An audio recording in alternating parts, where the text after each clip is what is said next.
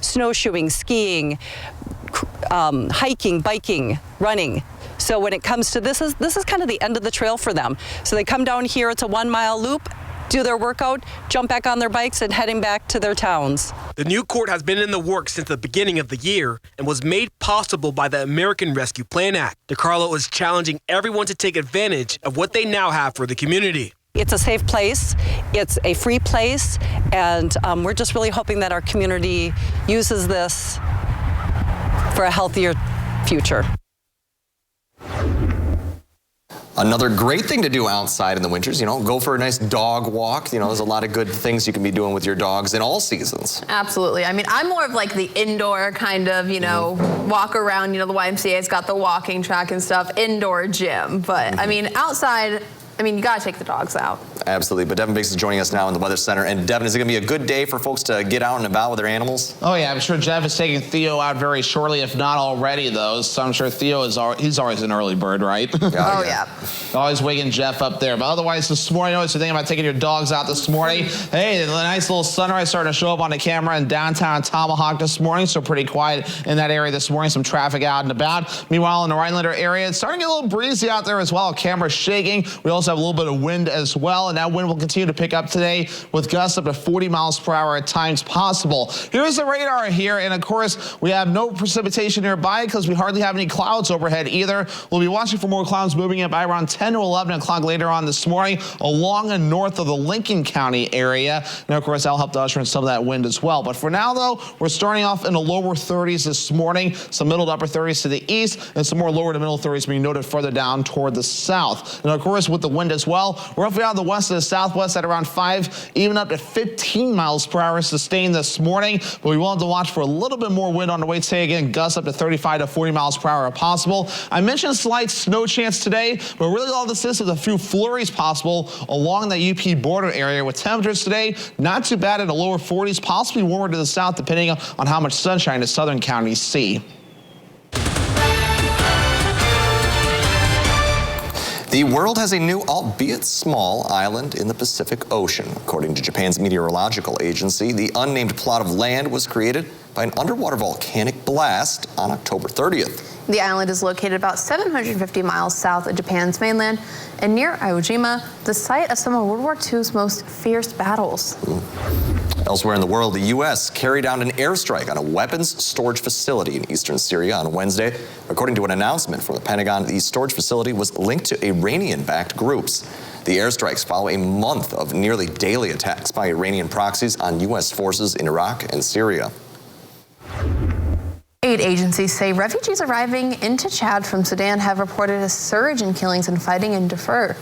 Ethnic-related killings have intensified since fighting broke out in April between the Sudanese Armed Forces and the paramilitary group RSF.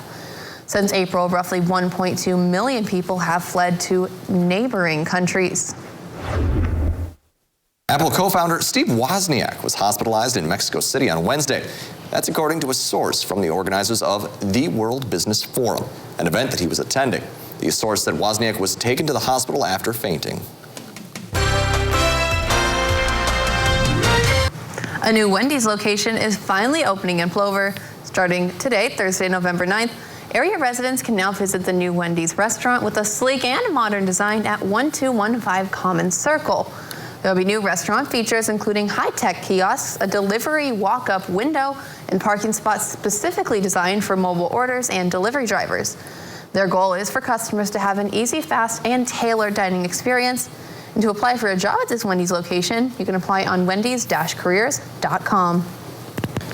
And coming up next to Newswatch 12 today, we'll be joined by Niina Baum as she sheds light on the exciting world of dog sled racing. Yes, learn all the fun mushing details from the dirt to the snow. Stay with us. We'll be back in 2 minutes.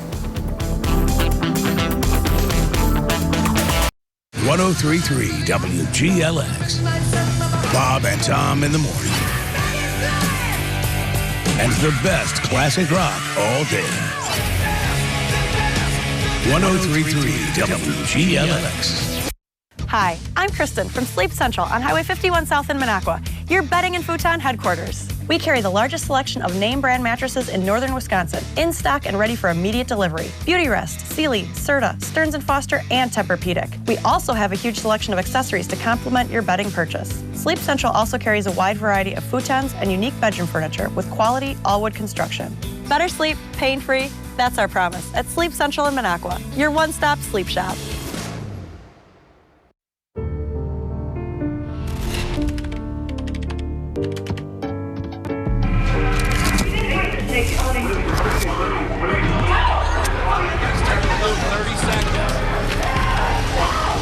I'm an ex-drug dealer, and I'll be your sub today.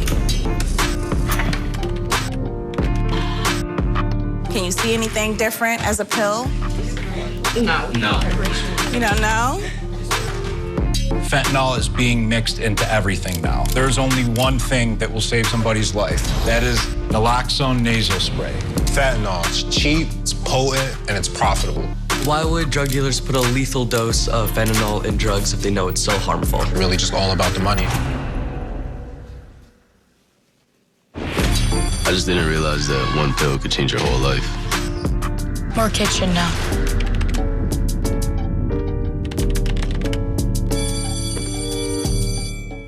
Hey, Wausau. With 100,000 watts. WGLX rocks Wausau.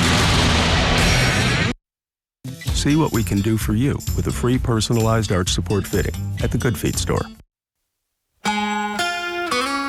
Alrighty, welcome back. Let's get things rolling after this morning. And this is nice, right? Starting to see the first little bits of sunshine this morning across parts of the Tomahawk area. Nice, beautiful start there this morning. One nice little benefit of the time change is the sun does rise a little bit earlier now, at least for a little while yet. But meanwhile, though, over in the Rhinelander area, you can see the flag is already active out there this morning. We have a little bit of wind out there, too. It's shaking our camera just a bit, and that will only continue as the day progresses on with more gusty winds on the way. And those could reach up to 35 to 40 miles per hour at times. So here we go. A few clouds off to the west, tracking off towards the east. We've got a little bit of a break in the clouds for now, but more will begin to move in as we get towards around 10 or 11 o'clock later on this morning, mainly along and north of the Lincoln County area, and maybe even a few flurries along the UP border later today as well, as we'll be watching low pressure tracking off towards the east, and the winds will go right over Lake Superior, which is wide open right now, and that is why we're going to be watching for a few flurries along the UP border today. So futurecast moving forward, pretty clear to start things off, though. Just the gusty winds, the clouds moving later on today as well, mainly along and north of the Lincoln County area. Further down to the south, more sunshine will be common this afternoon. Again, a few flurries possible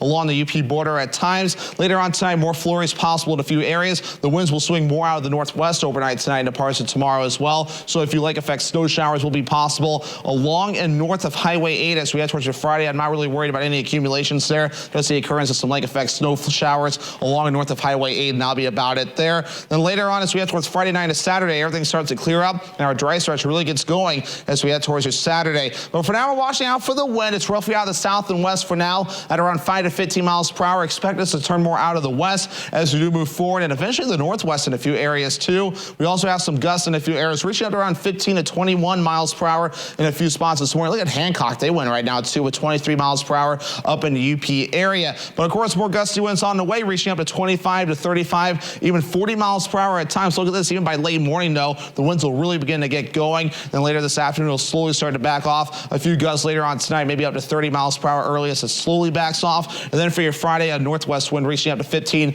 maybe 20 miles per hour in a few spots. But temperatures right now starting off in the lower 30s this morning across the northwoods. We have lower to middle 30s being noted further down toward the south. So overall, not a terrible morning out there. Our average high temperature is 43 degrees. We'll do about that today with 42 degrees. We'll be in the upper 30s for the day on Friday. Lower 40s again Saturday, middle 40s by Sunday. And then the warm-up continues next week, Monday, Tuesday, and Wednesday. Lower to middle 50s will be on the way with a nice warm-up that looks to stick around for a while, though, especially as we head towards next week. Side forecast for today, we'll say mostly cloudy. Few flurries along that UP border. It'll be windy out there with highs in the lower 40s, and that west wind gusting up to about 35 miles per hour at times. Mostly cloudy with a few flurries on the way again later on tonight. Lows in the upper 20s, and that west wind gusting up to about 30 miles per hour at times. Northwoods Furniture and Mattress 7-day forecast. Snow chances along and north of Highway 8 for the day day on Friday, courtesy of Lake Superior, so some lake effect snow showers possible with this. And then once we head towards Saturday and beyond, though, the weather dries out, a mixture of clouds and sunshine with warming temperatures in the 40s and 50s as we head towards next week. Thank you, Devin Biggs. We're joined now by a couple of guests. We got Niina Baum and Meme. Yes. So thanks for joining us this morning, Niina. We appreciate it. So there's a lot of dog racing going on around here, and we can see you're clearly dressed for it, and you brought your partner with you. I did. And tell us, what is going on this weekend in the world of dog racing? So this weekend in Minocqua, so right here locally, we have a dryland dog sled race. It's at Minocqua Winter Park, Saturday and Sunday. Starts at 9 a.m. Most of the excitement goes till about 2 p.m. And for anyone who wants to try this out, if they have a family dog or pet or something, there is a fun run on Saturday around 3:20. So if you get there by 3 o'clock, 3:15, you can participate in the fun run, and that's completely free. So what would that look like? Could I bring in a golden retriever? Absolutely. Could I bring in a cat? That might not be recommended, but I've seen people do it with little terriers, any sort of dog. Wow. Any dog that wants to run and pull. So what time is that again then? Saturday and Sunday starting at 9 a.m., the racing to watch. But the fun run will be at about 3:15 on Saturday. So a lot of people at home, they probably know what dog sled racing looks like in the winter. They have the sleds, they have the dogs that get up there, and they're scooting around. What's dryland racing? So it's basically the same as winter racing, but instead of a sled, we use things like a mountain bike. So there's bike joring, which is where you get pulled on a mountain bike, which is what this girl does with me. You run behind the dog, which is called canny cross. That's for the crazy people. They do like 4-minute miles or something. Oh, okay. Yeah, I don't do that. But and then there's for bigger classes. So if you have 4 dogs, 6 dogs, 8 dogs, there's rigs. So 3 or 4 wheeled kind of like carts, if you want to imagine, and you get pulled by dogs on those. Yeah. Wow, that sounds intense. It is. How long have you been involved in the dog racing world? What am I now? So I've been doing it 22 years. Yeah. Wow. It's the longest I've done anything in my life. Well, that is terrific. So what is this weekend's tournament looking like? Is it part of a bigger circuit? It is part of a bigger circuit. So this race is a qualifier race if you wanted to go to World Championships in 2025. And speaking of which, we've actually put a bid in for this location to be the Dryland World Championship for 2025. So we'll find out after this weekend if it gets accepted, and if it is, look out. That's going to be huge. Yeah, that'd be great for the Minocqua area and the Northwoods in general. Exactly, yeah. We bring in, around 500 competitors from over 20 countries from around the world, which would be really cool. And speaking of around the world, you're going to be going to the World Championships in Spain over the Thanksgiving week, is that right? Yes. So this year's World Championships are being held in Spain, and we are flying over there. I'm flying this girl and then my other boy, Wesley, so I'll be taking 2 dogs with me. And yeah, we fly out on the 17th. How's that travel going to work for you with 2 dogs going to Spain? So they fly as well. They have their own kennels that they go in, and they get to fly over on the airline, and we have a direct flight, so it's not as long. And then we get there, and then we drive to the race site. Oh my goodness, that's going to be a fun time. So do you have to bring your rig and your racing materials with you then? Yes. So I'm dropping my bike and equipment off over at Mel's in town here, and having them package it all up for me. Way to go, Mel's. Yes. Nice to have someone else do the work. And then, I know we're still talking dryland, but do you have any big plans for dog sled racing once winter comes around? Well, definitely, we're going to have she was excited. She wants to play. We're going to have the race here in Rhinelander, Heel Creek Dog Dash, and I'll be competing in other races because the next World Championships for winter will be in 2025 in Europe somewhere. So we'll be training up for that and working to qualify for it.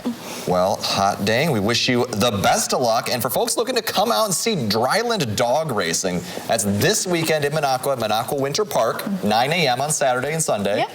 So that's exciting. Can't wait to see it in action and see Meme and Niina and a bunch of other dogs, I'm sure. Oh my goodness. Meme is excited to see you, Michael. She has. I haven't seen her in a while. Yes. Thank you so much for coming in and telling us all about the dog racing world. And coming up, we have what's trending, including